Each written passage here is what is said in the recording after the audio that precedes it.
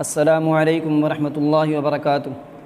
ان الحمد للہ نحمده ونستعینه ونستغفره ونؤمن به ونتوکل علیہ ونعوذ باللہ من شرور انفسنا وسیئات اعمالنا من يهده الله فلا مضل له ومن يضلل فلا هادي له واشهد ان لا اله الا الله وحده لا شريك له واشهد ان محمدا عبده ورسوله يا أيها الذين آمنوا اتقوا الله حق تقاته ولا تموتن إلا وأنتم مسلمون يا أيها الناس اتقوا ربكم الذي خلقكم من نفس واحدة وخلق منها زوجها وبث منهما رجالا كثيرا ونساء واتقوا الله الذي تساءلون به والأرحام إن الله كان عليكم رقيبا يا أيها الذين آمنوا اتقوا الله وقولوا قولا سديدا يصلح لكم أعمالكم ويغفر لكم ذنوبكم ومن يطع الله ورسوله فقد فاز فوزا عظيما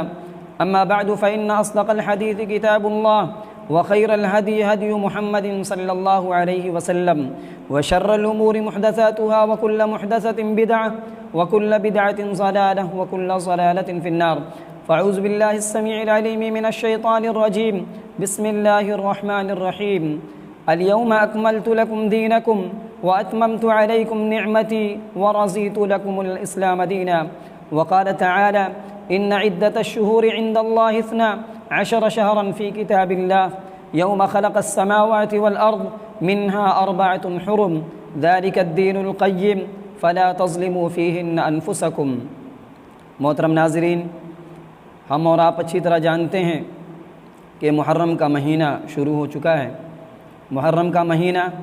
اسلامی سال کا پہلا مہینہ ہے اور اس مہینے کو اللہ تبارک و تعالی نے بڑا محترم مہینہ قرار دیا ہے، لیکن افسوسناک بات یہ ہے کہ اس مہینے کو مسلمانوں میں کچھ لوگوں نے اس مہینے کو سوگ کا مہینہ قرار دے دیا، غم کا مہینہ قرار دے دیا، حالانکہ اللہ تبارک و تعالی نے نہ تو اسے سوگ کا مہینہ قرار دیا اور نہ ہی غم کا مہینہ قرار دیا، بلکہ اللہ تبارک و تعالی نے اس مہینے کو عظمت والے مہینوں میں شمار کیا اور اس کام کو عملی جامہ پہنانے کے لیے اس میں 2 طرح کے لوگوں نے، 2 جماعتوں نے دین سے دوری کی بنیاد پر اس مہینے کی اصل صورت کو، اصل شکل کو بگاڑنے میں اہم رول ادا کیا ہے۔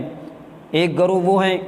جس گروہ کا معاملہ یہ ہے کہ اس کی ساری عبادتیں صرف اور صرف اسی مہینے کے ساتھ خاص ہے۔ دوسرا گروہ، دوسرا طبقہ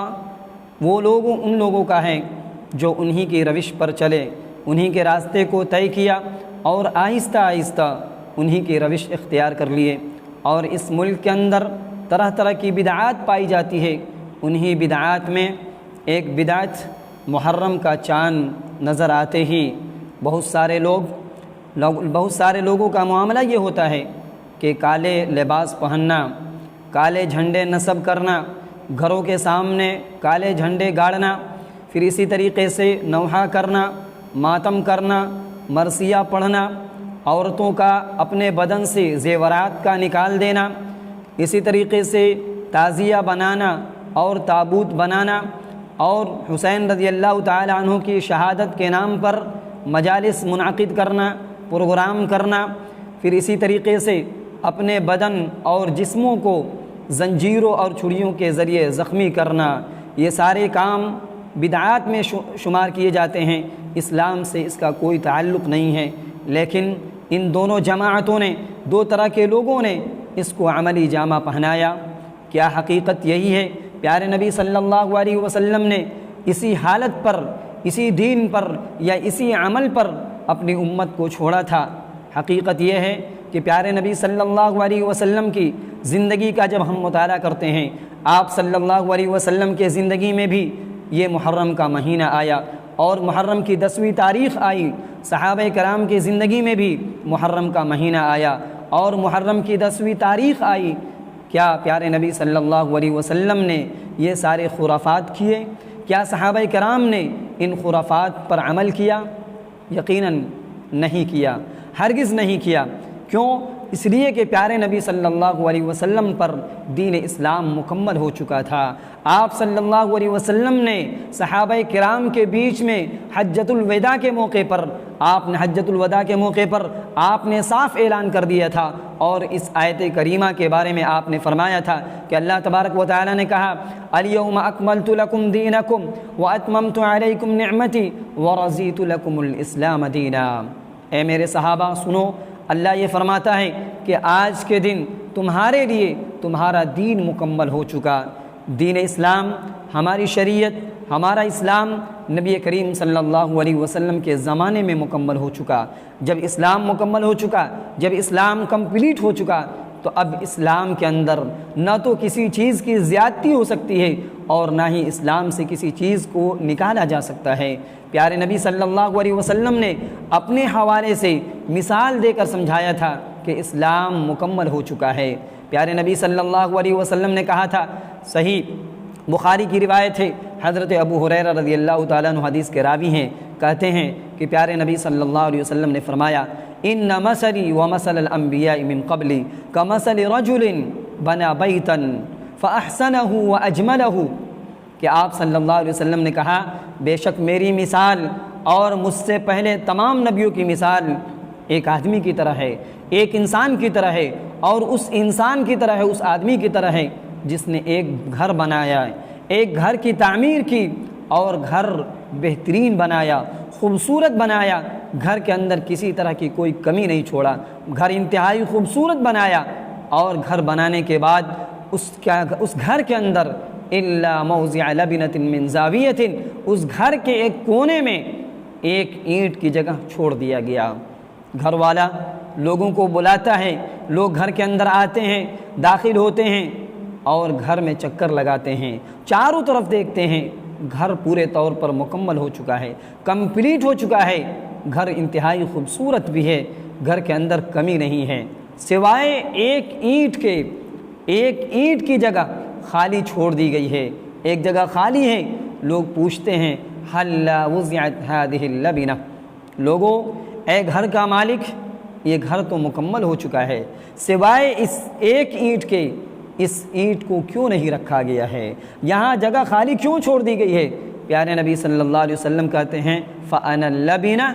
میں وہ خالی اینٹ ہوں، اور آپ نے اس کی تشریح فرمائی اور اس کو واضح کر دیا وَأَنَا خَاتَمُ النَّبِيِّينَ، میں خاتم النبیین ہوں، میں نبیوں کے سلسلہ کو ختم کرنے والا ہوں، اب میرے بعد کوئی نبی نہیں آئے گا، جب آپ آخری نبی ہیں تو آپ صلی اللہ علیہ وسلم پر ہی دین اسلام مکمل ہو چکا۔ اب ایک مسلمان کے سامنے یہ آیت ہو کہ قرآن کریم اس بات کا دعویٰ کرتا ہے کہ اسلام مکمل ہو چکا ہے، اسلام کمپلیٹ دین ہے، اس کے باوجود اگر کوئی آدمی اسلام سے ہٹ کر،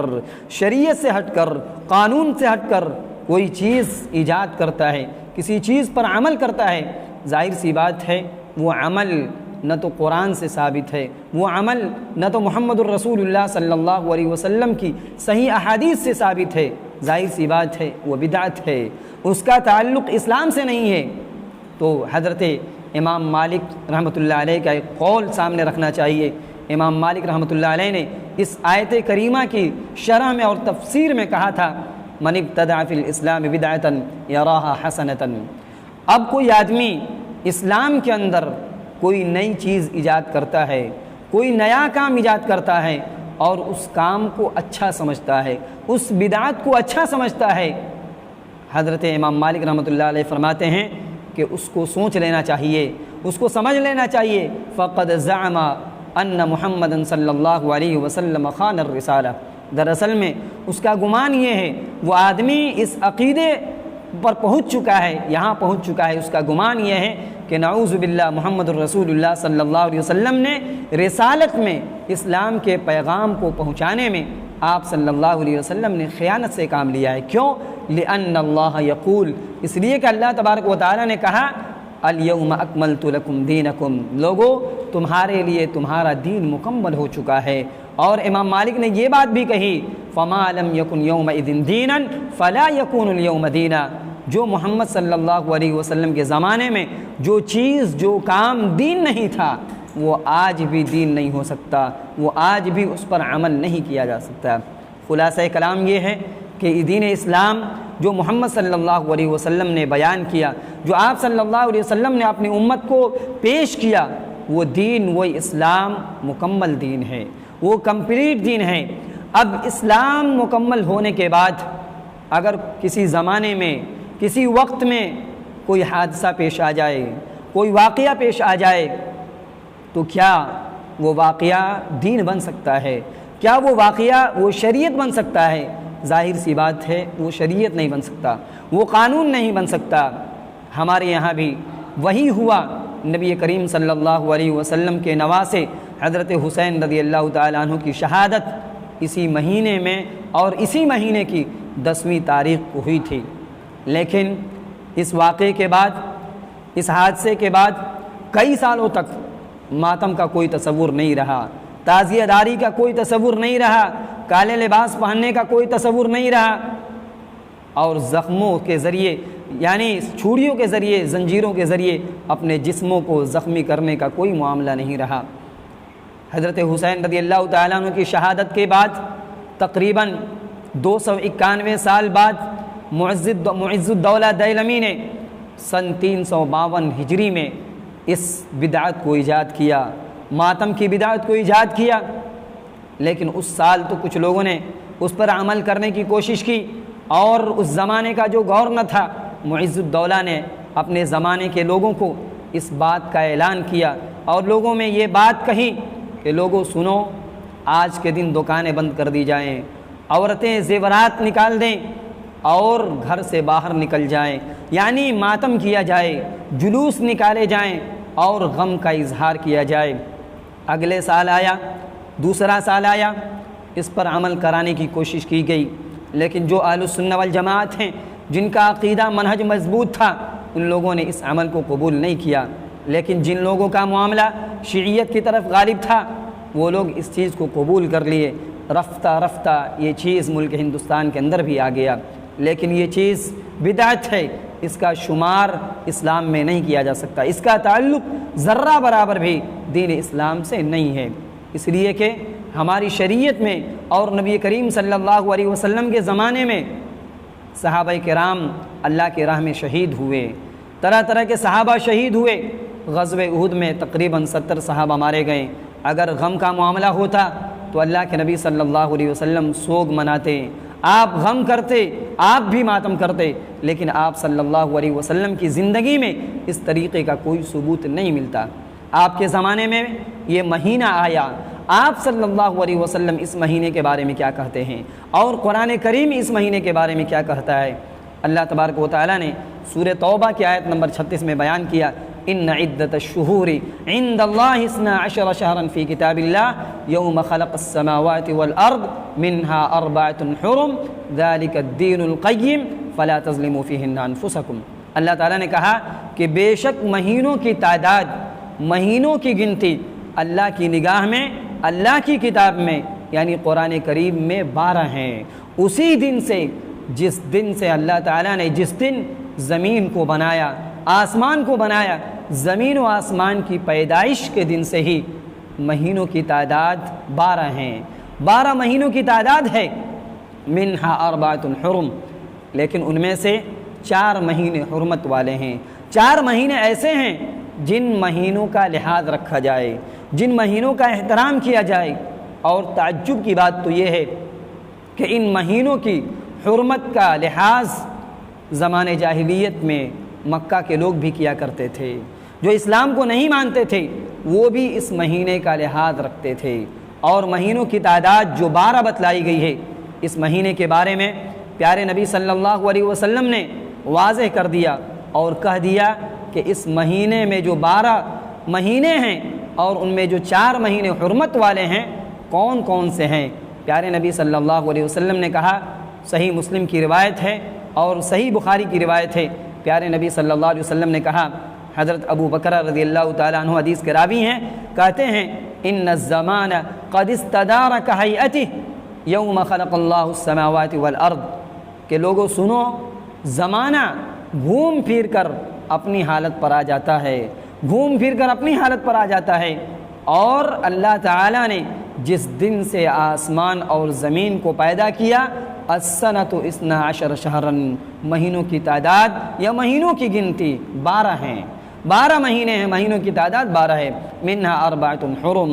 ان میں سے 4 مہینے حرمت والے ہیں، اور آپ نے واضح کیا، کہا ثلاث متوالیات، 3 مہینے تو لگاتار ہیں، ایک کے بعد دوسرے ہیں، ایک کے بعد دیگرے ہیں۔ آپ نے کہا ذی القعدۃ و ذی الحجۃ والمحرم، ذی قعدہ، ذی الحجہ اور محرم، اور چوتھا ورجب مضر بین جمادی و شعبان، ایک رجب کا مہینہ جو جمادی الاخرى اور شعبان کے درمیان آتا ہے۔ تو حدیث یہ کہتی ہے کہ مہینوں کی تعداد 12 ہے، قرآن کی آیت کہتی ہے کہ مہینوں کی تعداد 12 ہیں، اور 4 مہینے حرمت والے ہیں، ان میں سے ایک مہینہ محرم کا مہینہ ہے۔ لہذا ہماری شریعت یہ کہتی ہے اس مہینے کے حوالے سے کہ اس مہینے کا لحاظ رکھا جائے، اس مہینے میں گناہوں سے بچا جائے۔ ویسے تو سال کے 12 مہینے، ہر مہینے میں گناہ سے بچنا ہے، ہر وقت گناہ سے دور رہنا ہے، لیکن خاص طور پر 4 مہینوں میں گناہ کے کام نہ کیے جائیں، دوسروں پر ظلم نہ کیا جائے، گالی گلوچ نہ کیا جائے، دوسروں کو تکلیف نہ پہنچایا جائے۔ پھر اسی طریقے سے پیارے نبی صلی اللہ علیہ وسلم کا معاملہ اس مہینے کے حوالے سے کیا تھا، آپ صلی اللہ علیہ وسلم کی کیا تعلیم ہے، اس مہینے میں کیا کیا جائے، اس مہینے میں کون سا عمل کیا جائے۔ اس مہینے میں آپ صلی اللہ علیہ وسلم کی جو تعلیم ہے وہ تعلیم یہ ہے کہ اس مہینے کا ایک خاص لحاظ رکھا جائے، اس مہینے کا احترام کیا جائے۔ دوسرا کام یہ کیا جائے کہ اس مہینے میں روزے رکھے جائیں، اس مہینے میں روزے رکھے جائیں۔ پیارے نبی صلی اللہ علیہ وسلم کی حدیث ہے کہ اس مہینے میں رمضان کے بعد سب سے افضل اور بہتر روزہ محرم کا روزہ ہے۔ حضرت ابو ہریرہ رضی اللہ تعالیٰ عنہ حدیث کے راوی ہیں، وہ فرماتے ہیں کہ پیارے نبی صلی اللہ علیہ وسلم نے کہا افضل الصیام بعد رمضان شہر اللہ المحرم، کہ رمضان کے بعد سب سے افضل روزہ محرم کا روزہ ہے، اور فرض نماز کے بعد سب سے بہترین نماز رات کی نماز ہے، تہجد کی نماز ہے۔ پیارے نبی صلی اللہ علیہ وسلم اس مہینے میں خود روزہ رکھتے تھے۔ حضرت عبداللہ بن عباس رضی اللہ تعالی عنہما حدیث کے راوی ہیں، کہتے ہیں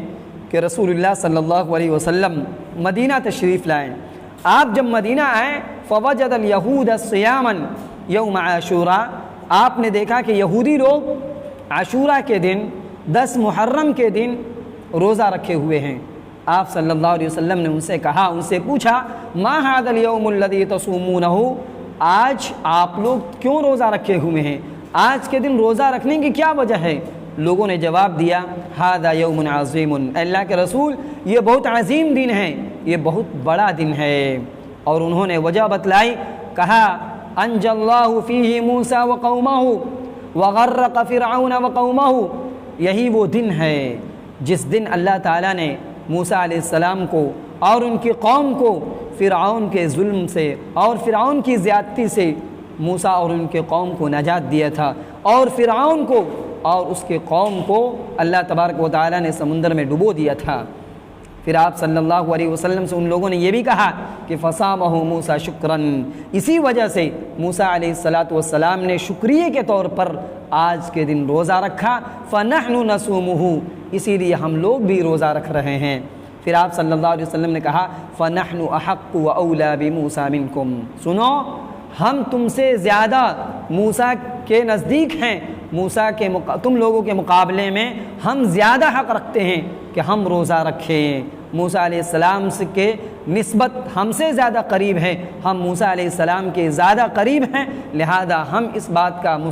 حق رکھتے ہیں، ہم اس بات کے مستحق ہیں کہ ہم روزہ رکھیں گے۔ چنانچہ نبی کریم صلی اللہ علیہ وسلم نے روزہ رکھا اور صحابہ کرام کو روزہ رکھنے کا حکم دیا۔ لیکن آگے چل کر آپ صلی اللہ علیہ وسلم نے جب 10 محرم کو روزہ رکھا، صحابہ کرام سے یہ بات بھی کہی کہ یہودیوں کی مخالفت کرنی ہے۔ جب یہودی 10 محرم کو روزہ رکھ رہے ہیں تو ہم ان کی مخالفت میں 9 کو بھی روزہ رکھیں گے۔ حدیث کے الفاظ ہیں، راوی کہتے ہیں فَإِذَا كَانَ الْعَامُ الْمُقْبِلِ، اللہ کے نبی نے کہا کہ جب آئندہ سال اگر انشاءاللہ آئندہ سال آیا، سُمْنَ الْيَوْمَ التَّاسِعِ، تو ہم 10 محرم کو بھی روزہ رکھیں گے۔ راوی کہتے ہیں فلم یأت العام المقبل،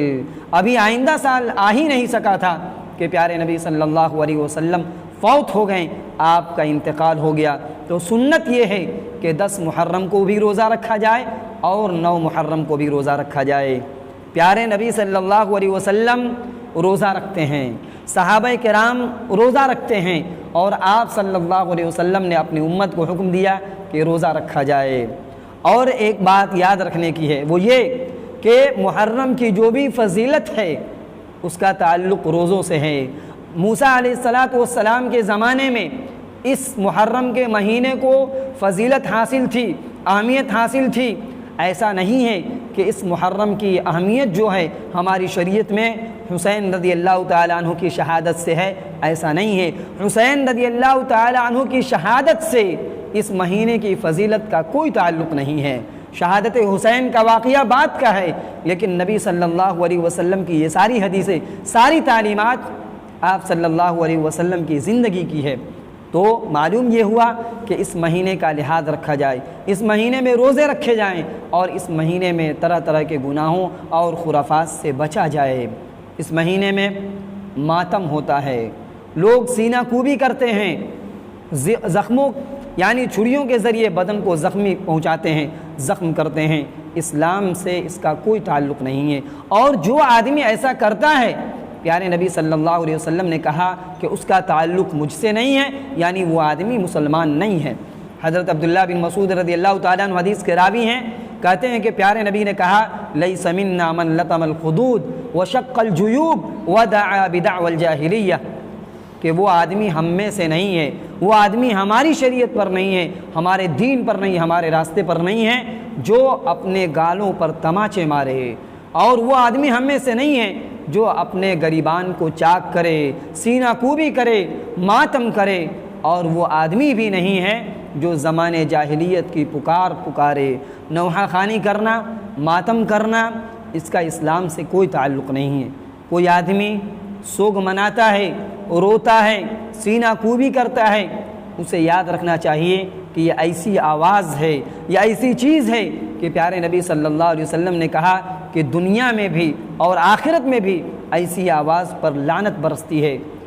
اللہ کے نبی صلی اللہ علیہ وسلم کی صحیح حدیث ہے، حضرت جابر بن عبداللہ رضی اللہ تعالیٰ عنہ حدیث کے راوی ہیں، کہتے ہیں صوتان ملعونان فی الدنیا والآخرہ، 2 آوازیں ایسی ہیں جن آوازوں پر دنیا میں بھی اور آخرت میں بھی لعنت برستی ہے۔ 2 آوازیں ملعون ہیں، ان میں سے ایک آواز مزمار عند نعمت، اگر کسی انسان کو کوئی خوشی ملتی ہے، کوئی نعمت ملتی ہے، تو اس وقت گانا بجائے، بانسری بجائے اور ناچ گانے کرے، ڈھول تماشا کرے۔ پیارے نبی نے کہا ایسی آواز پر اللہ کی لعنت برستی ہے۔ پھر کہا ورنت عند مصیبت، اگر کوئی مصیبت آ جائے، کوئی حادثہ ہو جائے، تو آدمی روئے، واویلا مچائے، نوحہ کرے، ماتم کرے، ایسی آواز پر بھی اللہ کی لعنت برستی ہے۔ میرے اسلامی بھائیوں، ہماری شریعت واضح ہے، صاف ستھرا دین پیارے نبی صلی اللہ علیہ وسلم دے کر جا چکے ہیں۔ اسلام مکمل دین ہے۔ اسلام کے مکمل ہونے کے بعد اگر کسی چیز پر عمل کیا جائے جس کا ثبوت قرآن میں نہ ہو، جس کا ثبوت نبی کریم صلی اللہ علیہ وسلم کی صحیح احادیث میں نہ ہو، اور اس پر عمل کیا جائے، تو ہماری شریعت میں اس کو بدعت کہا جاتا ہے۔ اور بدعت کا معاملہ یہ ہے کہ بدعتی آدمی بدنصیب انسان ہیں۔ قیامت کے دن پیارے نبی صلی اللہ علیہ وسلم اس کو دھتکار دیں گے، بھگا دیں گے، حوض کوثر کا پانی اسے نصیب نہیں ہوگا۔ میرے اسلامی بھائیوں، ضرورت اس بات کی ہے کہ اس مہینے کا لحاظ رکھا جائے، اس مہینے کا جو تقدس ہے اس کو پامال نہ کیا جائے۔ اس مہینے کے 9ویں تاریخ کو اور 10ویں تاریخ کو روزے کا اہتمام کیا جائے۔ اخیر میں اللہ تبارک و تعالیٰ سے ہم دعا کرتے ہیں کہ اللہ رب العالمین ہم تمام مسلمانوں کو اس مہینے کا خاص لحاظ رکھنے کی توفیق نصیب فرما۔ رب العالمین اس مہینے کی 9ویں تاریخ کو اور 10ویں تاریخ کو ہم سب کو روزہ رکھنے کی توفیق نصیب فرما۔ رب العالمین طرح طرح کے جو خرافات کیے جاتے ہیں، اللہ تبارک و تعالیٰ ان خرافات سے ان بدعات سے ہم سب کو بچنے کی توفیق نصیب فرما۔ رب العالمین خالص کتاب و سنت پر ہم سب کو عمل کرنے کی توفیق نصیب فرما، آمین۔ اللہم ارنا الحق حقا وارزقنا اتباعہ وارنا الباطل باطلا وارزقنا اجتنابہ۔ ربنا آتنا فی الدنیا حسنہ وفی الآخرۃ حسنہ وقنا عذاب النار، وآخر دعوانا ان الحمد للہ رب العالمین۔